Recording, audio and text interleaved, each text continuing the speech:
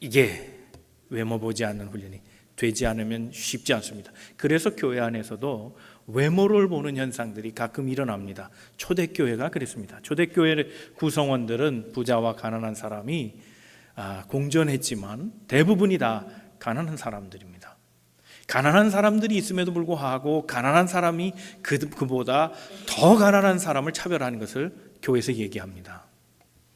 야고보는 이런 교회 현상에 대해서 오늘 지적하고 야단하고 있습니다. 신예를 듭니다. 어떤 부자가 교회를 방문하는 것 같습니다. 지체가 높은 사람입니다. 그랬더니 교회 안내위원이 그를 서둘러 맞습니다. 우리 교회로 오셨습니까? 감사합니다. 어서 오세요. 어서 오세요. 여기 좋은 자리에 앉으세요 하고 권했습니다. 그런데 그와 동시에 자신들보다 더 가난한 남루한 사람, 그런 사람이 입장했을 때 얘기합니다. 헤이 거기서 계세요. 거기서 계세요. 당신 거기 앉아요. 싫으면 내 발등 밑에 앉든지. 당신 앉을 자리 여기는 아닙니다. 거기입니다. 차별했다는 겁니다.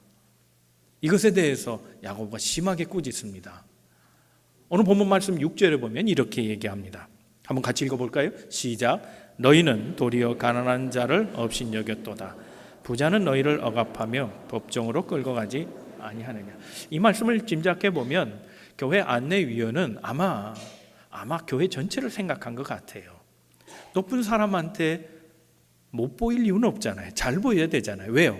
당시 상황을 보면 부자들이 가난한 자들을 송사했다는 겁니다. 재판을 걸어서 노예로 만들어버린 겁니다.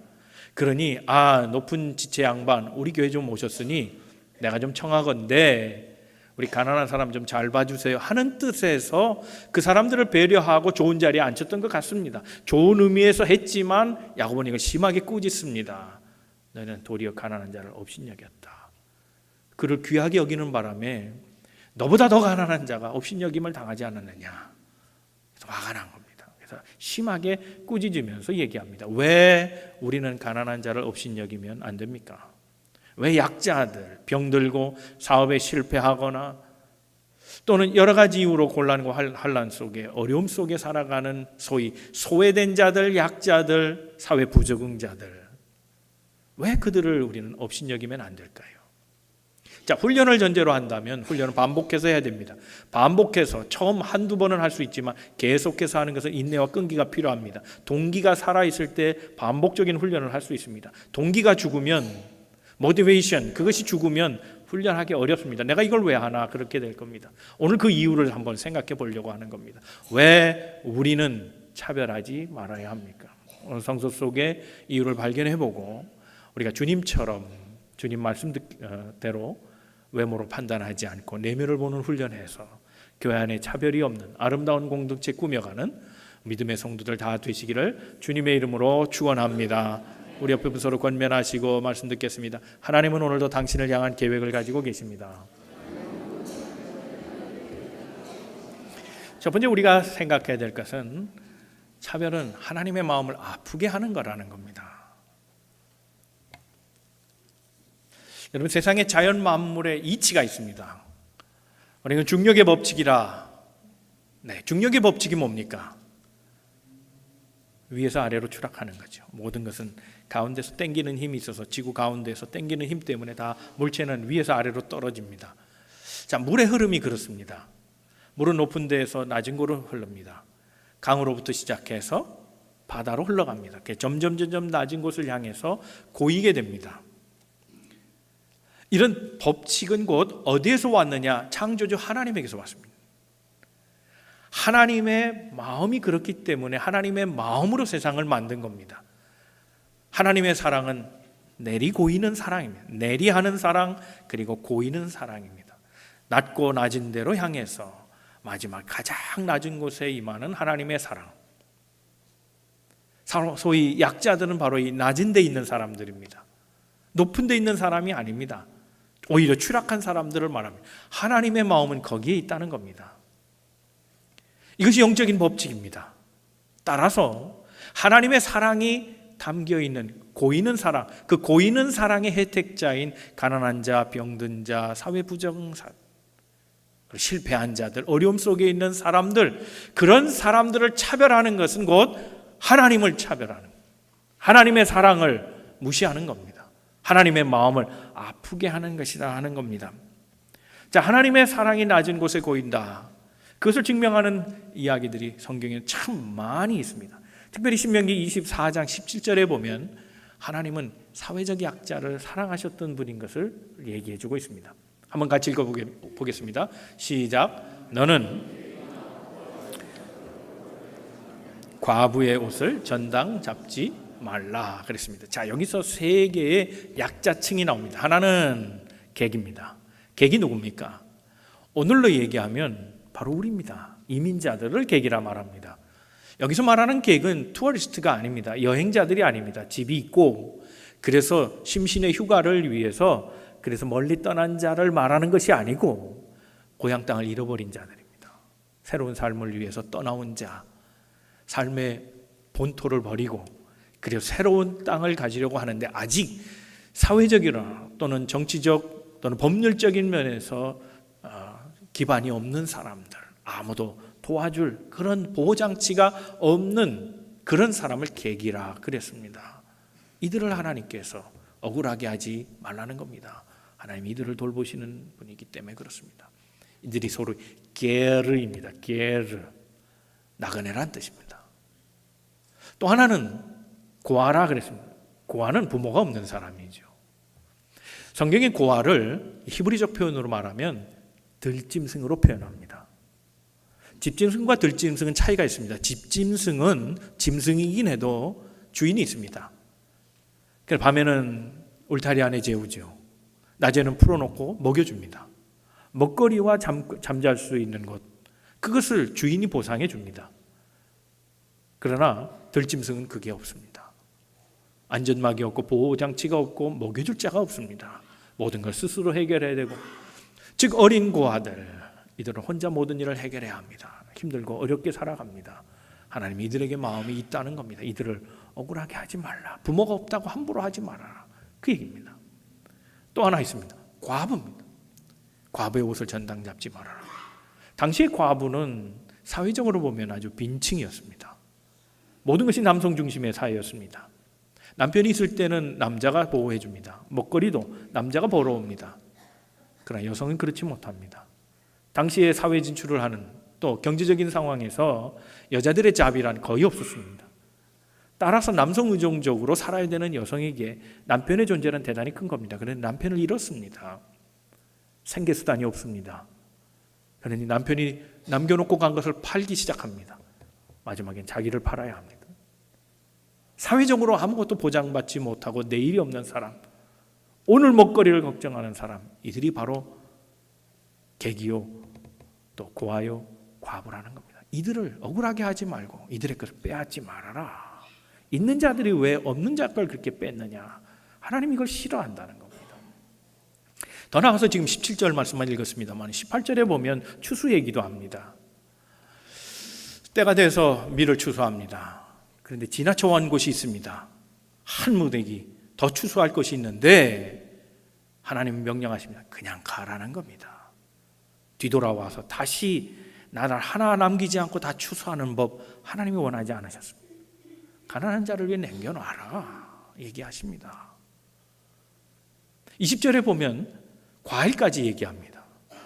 우리가 까치밥이라는 거 우리 전통이 있잖아요. 짐승 하나라도 먹이게 하는 그런 마음, 그게 배려의 마음이죠. 함께 공생하고자 하는 마음이죠. 그게 사랑의 마음입니다. 하물며 사람이겠습니까? 과일 주소 다 털지 말라는 겁니다.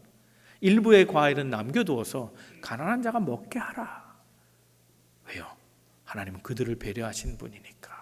하나님의 사랑은 내리 흐르는 사랑이요 아래로 고이는 사랑이기 때문에 하나님 마음이 거기 있다는 겁니다. 그런데 차별하면 곧 하나님의 마음을 아프게 하라는 겁니다. 하나님의 사랑의 대상을, 하나님을 사랑한다는 우리가 그들을 오히려 학대하고 차별하고 우습게 여김으로써 도리어 하나님의 마음을 아프게 한다는 겁니다.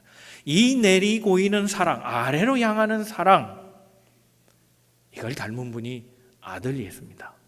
아버지의 마음이 그런데 아들 마음도 똑같습니다. 아들도 내리고 있는 사랑을 말씀하셨습니다.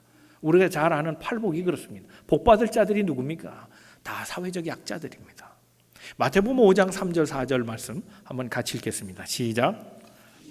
가난한 자는 복이 있나니 천국이 그들의 것이며 애통하는 자는 복이 있나니 그들이 위로를 받을 것이다. 낮은 자에게 예수의 사랑이 임할 거라는 거예요. 하나님의 사랑, 하나님의 복이 낮은 자들에게 있다 얘기하십니다. 여러분, 하나님의 사랑이 가는 곳, 그것을 우리 믿음의 사람들이 신경 써야 합니다. 조금 축소해 볼까요? 저는 글쎄 그렇게 생각은 안 하는데 딸바보라 그렇게 말하는 사람도 있습니다. 뭐 딸바보죠. 사실은 딸밖에 없으니까 아들은 어떻게 해볼래야 해볼 수가 없으니까 그러니 딸바보가 될 수밖에 없겠죠. 근데 저한테 아무리 잘해도 제 딸에게 잘못하면 싫어요. 저만 그런가요? 누구는 안 그렇겠어요. 자기 자식에 대해서 뭐라 하면 싫잖아요. 내게 잘해주든 못해주든 괜찮아요. 근데 내 딸을 칭찬해주고 잘한다 그러고 아유 딸 훌륭하다 얘기해주면 좋아요. 제가 공정하지 않은가요? 누구나 그럴 겁니다. 목사잖아요. 동네 목사들이 모입니다. 그럼 교육자협의회다, 교회협의회다 그런 말을 쓰는데 동네 목사들 모여서 교회 얘기할 때가 있어요. 근데 누가 우리 교회 좋다 하면 난 그 사람 좋아요. 근데 옛날 얘기하는 사람은 싫어요. 알아 지금? 언제 얘기하는 거야? 조금이라도 나쁜 소리를 하면 싫어요.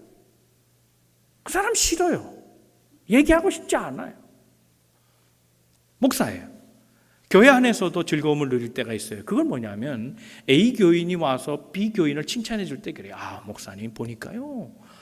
그 B 교인이요. 그런 마음을 가졌어요. 이번에 그런 일을 했대요. 그 사람 참 좋아요. 그러면요. 누가 좋은지 아세요? A가 좋아져요. A가 좋아져요. 근데 반대로 잘못된 얘기를 하는 거예요. B가 그렇대요. 그러면 누가 싫겠어요? A가 싫어요. 나는 왜 그런 얘기를 해요? 내가 그를 사랑하는지 안 하는지 알아요? 내가 그를 사랑하고 있다면 내게 B를 나쁘게 얘기하면 난 그 사람 싫다니까요. 여러분 제 얘기를 하는 게 아닙니다. 하나님이 그렇다는 겁니다.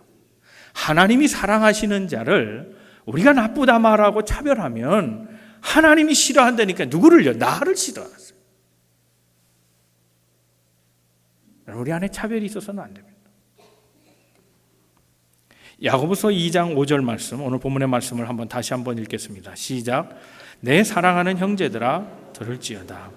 하나님이 세상에서 가난한 자를 택하사 믿음에 부요하게 하시고 또 자기를 사랑하는 자들에게 약속하신 나라를 상속으로 받게 하지 아니하느냐. 자, 두 가지를 얘기합니다. 하나님은 가난한 자를 택했다. 하나님의 사랑은 가난한 자에게 있다는 겁니다. 그러면 두 번째 중요한 것은 뭐냐면 하나님을 사랑한 자, 우리를 말해요. 우리는 약속을 유업으로 받은 자라는 거예요. 우리는 하나님을 사랑하는 자라는 뜻이에요. 하나님을 사랑하는 자에게는 하나님이 상급을 주신다고 반드시 그렇게 말씀하셨거든요. 자, 우리가 누구를 사랑 이전에 존경한다고 합시다. 누구를 존경한다면 그 사람이 뭘 좋아하는지, 어디를 가고 싶어 하는지, 무엇을 먹고 싶어 하는지 유심히 볼 일이에요. 그거 모르면 존경하는 거 아니에요. 피상적으로 존경할 수는 있어요. 책으로 보고 이 사람 존경스러운 사람이다. 그러나 그 사람이 뭘 먹든 마시든 무엇을 어디를 가기를 하든 그거 관심 없어요. 책에 있는 인물이기 때문에 그래요. 정말 우리가 존경하는 사람이라면 그가 무엇을 좋아하는지 알 거예요. 한국에 있던 일입니다. 오래된 얘기도 아닌데 교회 부흥회를 했습니다. 부흥회를 했는데 이제 부흥회 때마다 이제 식사 대접을 돌아가면서 합니다. 근데 혼자 강사 드시게 하지는 않거든요. 여러 사람이 같이 동행해가지고 식사를 합니다. 그런데 가장 좋은 것을 대접하겠다고 생각하고 제일 좋은 것을 대접해드렸대요. 개고기. 그런데 그 강사 목사님은 개를 집에서 애완으로 키워요. 가족처럼 키워요. 그러니 개고기를 먹자니 얼마나 끔찍해요. 안 물어본 거예요. 강사로 모셔놓고 그 사람이 뭘 좋아하는지, 뭘 먹기를 원하는지 안 물어보는, 관심이 없는 거예요. 자기들이 좋아하는 걸 대접한 거예요. 결국 그 개 파티는 자기들 파티가 돼요. 자기들 좋아한 거예요. 강사를 모셔놓고 강사가 원하는 걸 먹어야지. 그게 강사에 대한 예우잖아요. 물어보지도 않고 지들이 그걸 좋아한다고 그걸 먹였다, 그리고 접대를 잘했다, 자기 만족이잖아요. 우리가 누구를 사랑한다면 그 사람이 뭘 좋아하는지를 알 거예요. 하물며 우리가 하나님을 사랑하는 자녀라면 하나님이 무엇을 원하시고 하나님이 어떤 사랑을 하고 계신지 알 거예요. 하나님의 사랑은 낮은 데 사랑이에요. 고인은 사랑, 낮은 자 사랑, 가난한 자 사랑, 병자들 사랑, 소외된 자들 사랑하는 것, 그것이 하나님의 사랑이에요. 우리가 하나님을 사랑한다면 우리가 하나님이 그렇게 사랑하시는 그분들을 차별하면 안 된다는 겁니다. 이것을 훈련해야 합니다. 우리는 세상의 논리에 익숙해 있습니다. 외모로 보고 판단하는 세상 가운데 살아가고 그것에 젖어 있습니다. 교회 안에서 우리가 이것을 훈련해야 합니다. 하나님 마음 가지고 약자를 돌보고 낮은 자를 사랑하며 외모로 차별하지 아니하고 하나님 사랑처럼 많은 사람들을 포용해 주는 믿음의 사람으로 살아가시기를 주님의 이름으로 축원합니다. 두 번째 생각할 것은 차별은 하나님의 성품하고 전혀 달라요. 어긋난다는 사실을 기억해야 합니다. 신약에 두 가지 답이 있습니다. 하나는 로마서 2장에 있고 하나는 베드로전서 1장에 있습니다. 이 두 개의 말씀을 먼저 한번 같이 읽어보겠습니다. 자, 로마서의 말씀부터 한번 읽어봅니다. 시작. 이는 하나님께서 외모로 사람을 취하지 아니하심이라. 베드로전서 1장의 얘기입니다. 시작. 외모로 보시지 않고 각 사람의 행위대로 심판하시는 이를 너희가 아버지라 부른즉 너희가 나그네로 있을 때를 두려움으로 지내라. 나그네로 있을 때를, 즉 인생은 나그네길이잖아요. 인생 내내 전체 라이프타임, 홀 라이프 동안에 이걸 잊지 말고 두려운 마음으로 지키고 살아가라. 내용은 사람을 외모로 보면 안 된다. 이걸 마음에 평생 두고 살라는 겁니다. 우리가 나그네로 이 땅의 삶을 사는 동안 이 생각을 한 번도 잊어버리면 안 된다라는 겁니다. 자, 우리는 하나님의 자녀입니다. 하나님의 자녀는 아버지를 닮게 돼 있잖아요. 그러면 하나님을 닮게 돼 있는 거예요. 하나님의 자녀니까 하나님의 성품대로 살아가야 된다는 거예요. 하나님의 성품은 외모로 판단하는 분이 아니기 때문에 우리도 외모로 판단하지 말고 사람을 그렇게 판단하고 구별하고 왕따시키지 말아야 한다는 겁니다. 우리는 어떻게 보면 참 본능적으로 동질성을 참 생각해요. 근데 동질성을 생각할 때 중요한 건 뭐냐면 동질성을 강조할수록 배타성이 커진다는 거예요. 이게 우리의 한계예요. 보세요. 우리 미국에 살지만 미국에서도 지방을 가래요. 연말만 되면 무슨 향후에 무슨 연말 파티가 그렇게 많은지 몰라요. 동네별로 모이잖아요. 그죠? 왜 여기 와서 동네별로 모이는지 모르겠어요. 한국 가서 동네 찾지. 강원도, 경북, 경상도, 전라도, 제주도, 무슨 서울 등등. 왜 찾아요 여기서? 근데 이상하게 같은 동양이라 그러면 왜 이렇게 반가워요, 그죠? 조심하게 생각해야 돼요. 왜냐하면 동양이기 때문에 반갑다는 것은 동양이 아니면 안 반갑다는 뜻이기 때문에 그런 거예요. 그래서 동질성이 자꾸 부각이 되면 반대로 배타성과 이질성은 한층 더 강해진다는 사실을 알아야 돼요. 그래서 차별은 안 되는 거예요. 어느 학교를 나왔느냐, 남자냐 여자냐 가리고 잘생겼냐 못생겼냐 키가 크냐 작으냐 그런 거 가리면 안 되잖아요. 이번에 총회를 잘 다녀왔습니다. 총회는 원래 아르헨티나에서 하게 되어 있습니다. 뽑히는 회장이 있는 교회, 그 교회가 있는 도시 거기에서 진행되기 때문에 사실은 이번에는 아르헨티나에서 회장이 됐기 때문에 아르헨티나로 가야 되는데 서울 같으면 너무 멀어요. 그래서 24시간 이상 걸리니까 그 조금 가깝게 하자 그래 도미니카에서 한 겁니다. 근데 도미니카도 여기서 가니까 쉽지 않더라고요. 뉴욕에선 좀 가까워도 여기서 가니까 비행기만 꼬박 9시 반이 걸리더라고요. 먼 거리였습니다. 그런데 먼 곳에 그 피로를 씻겨주는 말이 있습니다. 파밀리아. 도미니카를 도착해 보니까요. 공항에서부터 호텔, 식당 어딜 가나 올라 또 파밀리아 이래. 올라 파밀리아 이게 입에 붙었어요. 나는 관광지라 오해했어요. 이게 돈 달래는구나. 파밀리아는 무슨 지가 나를 언제 봤다고 파밀리아야? 다 파밀리아예요. 택시를 타도 파밀리아 그러고 이거 뭐야 이상하다. 아주 돈에 눈이 멀었구만. 여기는 팁을 더 달라는 소리인지. 호텔도 7개 그 호텔 그룹이 이렇게 하나로 이렇게 형성되어 있는 호텔입니다. 링을 차면 아무 호텔을 어느 식당을 가든 다 그냥 먹을 수가 있어요. 그런데 다른 호텔을 가도 올라 파밀리아, 일식집에 가도 파밀리아, 중식집에 가도 파밀리아, 뷔페로 가도 파밀리아. 근데 택시기사 다 파밀리아. 이게 너무 뭔가 그랬는데 총회가 끝나고 반나절 시간 동안 각 노회별로 이렇게 모여서 투어를 이제 했습니다. 시내 투어를 해줬는데 그 시내 투어를 하는 동안 가이드가 설명을 해주는데 그때서야 파밀리아의 의미를 알았습니다. 도미니카는 6개 부족으로 이루어졌습니다. 특별히 흑인이 많습니다. 왜냐하면 아프리카 등지에서 노예로 잡혀온 사람들이 북미 대륙 미국으로 건너오기 전에 거기에 전부 정박해 있다가 그래서 거기서 팔려나간 사람이 많기 때문에 흑인이 유난히 많은 나라가 도미니카입니다.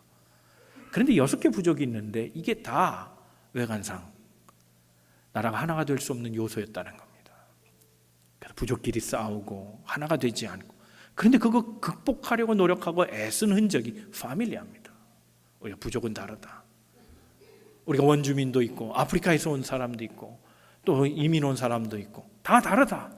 칼라 다 다르고 언어가 다 다르다. 그러나 우린 다 파밀리아다. 그래서 파밀리아 자기들끼리도 파밀리아. 그래서 하나됨을 강조하는 것을 봤습니다. 그 매우 중요한 일이었습니다. 파밀리아. 어쩌면 우리가 더 그 사람들보다 못할지 모르겠습니다. 소위 선진 문화에 사는 사람들. 왜냐하면 제 자신이 파밀리아를 거부했던 사람 아닙니까? 왜 이러지? 팁을 더 바라나? 파밀리아? 네가 날 언제 봤는데?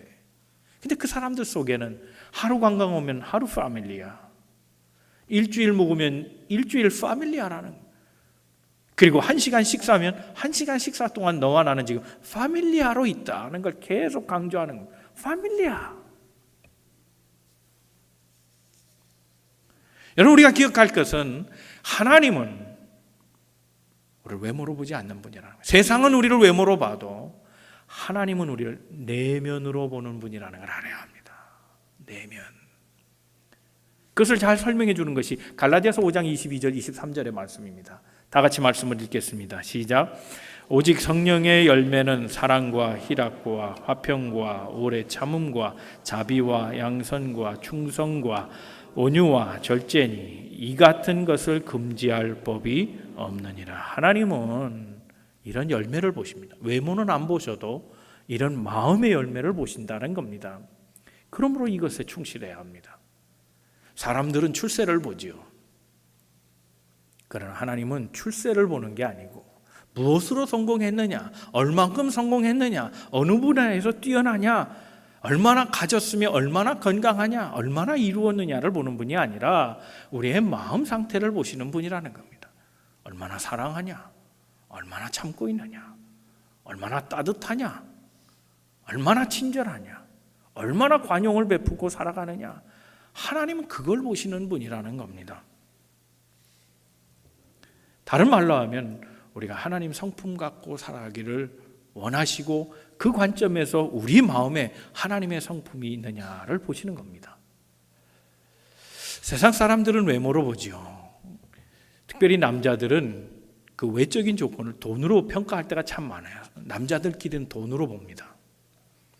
그런데 돈으로 보는 데는 함정이 있습니다. 여러분, 성공한 사업가가 고집을 부려요. 근데 가난한 사람이 고집을 부리면 똥고집이라 그러죠. 그런데 부자가 고집을 부리면 확신이라고 불러줘요. 신념이 대단한 분입니다. 이래요. 무슨 차이예요? 왜 그래요? 돈이 그렇게 가치를 다르게 만들어 버린 거예요. 성공한 연예인들이나 예술인들 보세요. 그 사람들이 바람 피면 간음이라 말 안 해요. 뜨끈한 로맨티스트다. 그래요. 이상해 보잖아요. 정치하는 남자들도 그래요. 이 당 저 당 옮겨가는 거 우리는 배신이라고 말하지만 자기들은 정치력이 뛰어나다고 생각하는 거죠. 왜 가치가 그렇게 다른가요? 여성은 또 안 그런가요? 여자들은 더한 것 같아요. 여자들은 이쁘면 도움을 받는 게 많아요. 근데 안 이쁘면 불이익을 당하는 경우가 참 많아요. 요즘 그래서 어린애들도 성형을 한대요. 여자애들이 방학 때 되면 스케줄이 꽉 찬대요. 남자들도 하더라고요. 취업 전에 얼굴 고치고 하더라고요. 외모 사회가 되어서 그래요. 얼굴이 이쁘고 몸매가 잘 빠진 여성이 그리고 과하게 무엇을 지출해 갖고 옷을 치장하면요 멋있다 그래요. 근데 얼굴 이쁘고 몸매 좋은 여성이 아니고 그 반대면요 뭐에 뭘 둘렀다 그런데나 뭐 그래요. 이상하게 다른 눈으로 보는 거죠. 얼굴 이쁘고 몸매 좋은 여자가 아니 성격도 막 괄괄하고 부지런하면요 참 발랄하다 그러잖아요. 그런데 얼굴 못생기고 몸매 안 좋은 여자가 변덕이 심하면 뭐라 그래요? 꼴값하네 그런다고요. 왜 가치가 그렇게 달라요? 다르게 본다니까요. 얼굴이 이쁜 여자는 다 용서가 된대요. 근데요, 아무리 잘해도 못생긴 여자는 용서가 안 된대나? 이건 제 얘기가 아니고요. 왜 사회는 그렇게 세상을 보는지 모르겠어요. 외모로 보기 때문에 그런 거죠. 그러나 하나님은 우리 외모가 아니라 내면을 보십니다. 사람의 눈에 성공자로 보일 거냐? 하나님 눈에 성공자로 보일 거냐? 사람의 눈에 아름다운 자로 보일 거냐? 하나님의 눈에 아름다운 사람으로 보일 거냐? 그건 우리의 선택이에요. 사랑하는 성도 여러분, 우리가 사람을 볼 때 세상처럼 외모로 판단하지 말고 마음을 보는 연습을 해야 합니다. 그래서 하나님 마음 가지고 그 사람의 성품을 살피고 외모가 아니라 그 사람의 마음을 인정해 주는, 그래서 아름다운 공동체를 만들어가는 우리 만남의 교회 모든 성도 다 되시기를 주님의 이름으로 축원합니다. 세 번째 생각할 것은 역차별도 차별이라는 겁니다. 자, 우리가 가난한 사람을 차별하지 말아야 된다고 주장하면서 부자를 홀대한다면 그것도 차별입니다. 기억할 것은 오늘 본문의 말씀에서 이야기할 4절과 9절에 보면 차별 자체가, 그것이 차별이든 역차별이든 차별 자체가 남을 미워하는 것이고 미워하는 건 그 자체로 악이라는 겁니다. 교회는 배운 사람을 우대하고 배우지 못한 사람을 하대하면 안 됩니다. 그렇다고 해서 배우지 못한 사람을 우대해버리고 배운 사람을 하대하는 것도 차별이라는 겁니다. 부자가 존경받고 높임받고 무슨 일을 해도 다 추앙받는 것은 세상입니다. 교회는 그러지 말아야 된다라고 하면서 가난한 자를 또 그렇게 너무 추앙해버리면 그것도 역차별이라는 겁니다. 둘 다 조심해야 될 일입니다. 어떤 이유로든 누구를 차별해서 누가 또 역차별을 당하면 그것도 하나님이 원하는 일이 아니라는 겁니다. 왜냐하면 차별 속에 우리의 마음이 들어가 있기 때문에, 그 마음이 악할 때에 어떤 차별이든지 차별하게 돼 있다는 겁니다.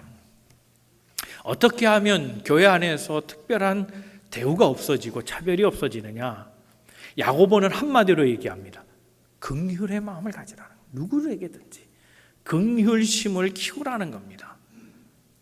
만약에 긍휼이 없이 우리가 누구를 대한다면 하나님은 그 긍휼 없는 사람을 반드시 심판한다고 얘기하고 계십니다. 본문의 말씀을 지나서서요, 12절 13절 한번 같이 읽어보도록 하겠습니다. 다 같이 읽겠습니다. 시작. 너희는 자유의 율법대로 심판받을 자처럼 말도 하고 행하기도 하라. 긍휼을 행하지 아니하는 자에게는 긍휼 없는 심판이 있으리라. 긍휼은 심판을 이기고 자랑하느니라. 참 재미있는 것은 부정적인 이야기를 놓고 야고보가 답을 줬는데 부정적인 답이 아니고 긍정적인 답을 줍니다. 우리는 참 이상해서요. 하지 말자 그러면 더 안 따르는 것 같아요. 이 곤조인지 그게 신념인지 이상해 자존심인지 하지 말자 그러면 이상하게 잘 안 해요. 따르지 않아요. 근데 하자고 해야 돼요. 긍정적으로 긍휼함을 갖자 하자 이렇게 돼야 돼요. 그 자꾸 하자 운동으로 가야 돼. 긍휼을 갖자. 긍휼을 갖는다는 것은 여러 가지 면에서 생각해 볼 필요가 있지만 특별히요, 이 긍휼심을 가지려면 눈을 마주쳐야 됩니다. 눈을 봐야 돼요. 눈이 왜 중요한가 하면 눈은 뭐라고요? 무슨 창? 마음의 창. 그러면 눈을 볼 때 뭐가 보여요? 마음의 창이니까 마음이 보이는 거예요. 하나님은 외면을 보지 아니하시고 내면을 본다 그랬잖아요. 내면이 뭡니까? 마음이잖아요. 하나님은 마음을 보신단 말이에요. 그러니까 우리도 하나님의 방법을 사용한다면 눈을 보는 거예요. 눈을 볼 때 우리 마음을 봐요. 여러분 조금만 우리가 시간을 내서 마음을 쓰고 상대방의 눈을 보는 연습을 해야 돼요. 그러면 마음이 보여요. 다 이민자 중에 어느 누구도 예외 없이 다 말 못할 고민이 있고 아픔이 있어요. 겉으로는 멀쩡해 보여도요, 조금만 들여다보면 그 마음에 쌓여 있는 게 있어요. 그 상처가 보여요. 사람으로 받은 상처, 사업을 하다가 얻은 물질로 인한 상처도 있고요, 못 배운 사람도 있을 거고 병든 사람도 있을 거고 뭐 이런저런 이유로 상처가 다 있어요. 다 멀쩡해 보여도요, 안 그래요. 숨기고 있고 말하고 있지 않은 그 아픔들이 다 안에 있어요. 부모와의 문제 있고 부부끼리 문제 있는 사람이 있고 자녀들 때문에 상처가 있는 사람 다 있어요. 한 가지 이상은 다 있어요. 우리가 겉으로 볼 때는 모르죠. 그래서 외모로 보면 안 되는 거예요. 눈으로 봐야 돼요. 그런데 이 마음에 있는 것을 보려면 오래 봐야 돼요. 오래 봐야 돼요. 그 깊은 곳에 숨겨 있는 것이 많거든요. 그래서 오래 들여다봐야 돼요. 그래서 오늘 설교를 준비하면서 한번 그렇게 해보려고 했어요. 시간을 재고요. 1분 지났습니다. 계속 보고 계세요. 2분, 3분 한번 해봅시다. 그러려고 그랬어요. 근데 시간이 없어서 설교 전에 안 하기로 했어요. 근데 꼭 해보세요. 그런데 이상한 게 사람들은 눈을 마주치고 살려고 하지 않아요. 내면했고 안 들여다보려고 그래요. 눈을 맞추지 않는 이유가 있어요. 저는 제가 심리학자도 아니고 잘 모르지만 목회적으로 보는 관점이 있어요. 눈을 마주치지 않는 이유는 근본 마음을 바꾸지 않으려는 속셈이 있어요. 내가 너 찍었어. 넌 내 안에서 이미 판정이 났어. 그러니까 난 너를 안 볼 거야. 마음을 바꾸고 싶지 않은 거예요. 그래서 너는 고개를 떨고요, 쑥 지나가요. 아니면 외면해버려요. 고개를 떨구거나 옆으로 돌리는 사람은 마음을 안 바꾸려는 이기적인 마음이 있어요. 그 사람이 변하는 게 더 무서워. 어제는 원수였는데 오늘 친구가 되기 싫은 거예요. 갑자기. 군대 얘기 하나 할게요. 여성분들이 싫어하는 게 군대 얘기지만, 여러분 군대 가면 유격훈련이 나갑니다. 근데 유격훈련 할 때 조교들을 보면요, 빨간 모자 씁니다. 겁을 주는 모자 씁니다.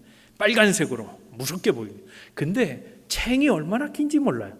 챙이 이만큼 나와요. 좀 과장하면. 왜 그럴까요? 더워서요? 아닙니다. 눈을 못 보게 하는 거예요.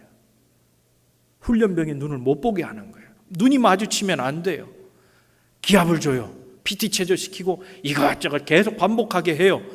힘들고 아프고 탄성이 나와도 계속 시켜요. 빠졌어. 다시 뭐 이러면 또. 근데 눈이 마주쳐 보세요. 못해요. 우리 동생 같고 형 같고 힘들지. 그만 쉬자. 이렇게 되니까 뭐 안 되는. 안 본다고요. 내 마음이 바뀔까 봐 안 본다고요. 한 번 이놈들을 혼내게 한번 고되게 훈련시켜서 센 병사 만들자. 마음 먹었으면 안 바꾸려고 하는 거 아니에요. 눈을 마주치면 마음이 바뀌거든요. 보세요. 마음의 눈으로. 보세요. 어버이를 그렇게 보시고, 부부끼리 그렇게 보시고, 자녀들을 그렇게 보세요. 교우들끼리 그렇게 보세요. 짧게 보지 말고, 핵 봤어 그렇게 하고 돌아서지 말고, 그 속의 내용이 보일 때까지, 그 마음의 깊은 곳에 있는 상처가 다 드러날 때까지 그냥 보고 계세요. 이게 긍휼의 마음이에요. 상대방을 이해하면 우리가 쉽게 얘기 못할 거예요. 성도님들 봉사 좀 하세요. 왜 그냥 가세요? 판단하지 마세요. 시간 없고 물질 없고 건강 없고 나름대로 다 이유가 있어요. 그게 다 이해가 돼요. 그런데 그 이해의 마음이 없으면, 상대방의 눈을 보고 마음의 것을 알지 못하면 우리가 쉽게 말해요. 왜 그러세요? 이렇게 좀 해주세요. 저렇게 좀 해주세요. 말만 하게 돼요. 그게 오히려 차별을 불러일으키고 서로를 나눠놓고 깨지게 만들어버려요. 긍휼의 마음이 있다면 누가 누구를 구별하겠습니까? 누가 누구를 배척하겠습니까? 누가 왕따가 되겠습니까? 다 이해가 되죠. 왜? 우리는 파밀리아니까. 올라 파밀리아, 올라 파밀리아. 나 주 안에서 사랑하는 형제들입니다. 겉으로 판단하지 말고 내면을 서로 바라보면서 함께 아파하는, 그래서 하나됨의 공동체를 만들어가고, 정죄 대신 품어주고 비판 대신 서로를 수용하면서 아름다운 공동체를 만들어가게 될 겁니다. 저절로 되는 일이 아니라 얘는 훈련해야 된다는 사실을 기억하고 날마다 서로를 마음에 품으려고 애쓰는, 세상이 주는 것처럼 외모로 판단하지 말고 하나님은 내면을 보시는 분이라는 사실을 기억하고, 우리가 하나님을 사랑하는 자임에 하나님의 사랑의 눈길이가 있는 모든 일들을 나도 사랑하겠다는 마음으로 품어내는, 그래서 아름다운 공동체 만들어가는 좋은 신앙인으로 살아가는 우리 모든 만남의 성도들 다 되시기를 주님의 이름으로 축원합니다. 기도하겠습니다.